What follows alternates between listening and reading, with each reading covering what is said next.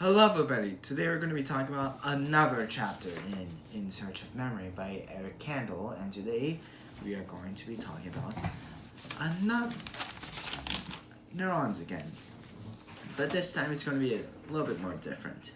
You see, from where we last left off, after I talked about Andrew Huxley and Alan Hodgkin's work on how neurons actually communicate to each other via electrical means, well, let's just say it's not always the case. Around the time that Kandel walked into Grundfest's laboratory, something revolutionary in the scientific neurological community was happening. First off, at that point, universally, nearly all neurologists / neuroanalysts believe that the signals that the brain sent, the neurons, are completely electrical. But in fact, there's actually one study that managed to throw out all that and place a completely new, different opinion. Enter the English-German duo of Otto Loewy and Henry Dale.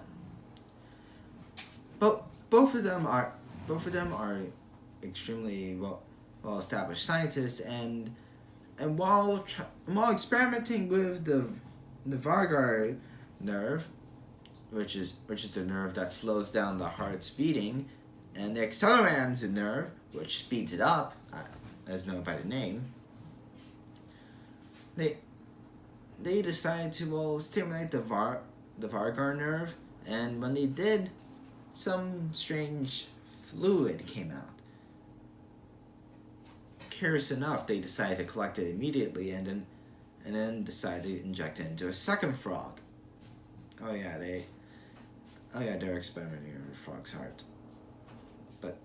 But they injected the fluid into a second frog's heart, and without any command from the brain, any action potential, all that, the frog's heart started to slow down beating as well, without any stimulation. And thus from that experiment, they concluded that the neurons actually transmitted signals through chemical means, not electrical means. And even though this was actually a bit true at the time, it was an outrage in the neurologist community. And while many scientists who held firm to the belief that neurons transmitted signals electrically didn't believe it. They kept on trying to make more and more arguments and try to do more and more experiments to prove their point, and that's not chemically.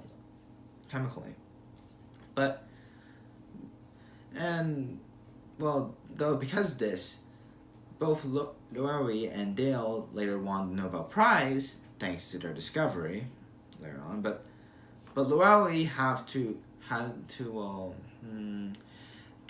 to give his share of the Nobel Prize to the Nazis after being being imprisoned for about 2 months. Yes, that happened. But this is on the brink of World War II, so yeah. Anyways, later this topic soon brought up the interests of 3 scientists that I'll be talking about in the next video: Bernard Katz, Stephen Kuffler, and John Eccles. And that is the end of the video. Thank you very much, everyone. I hope to see you in the next video. Goodbye.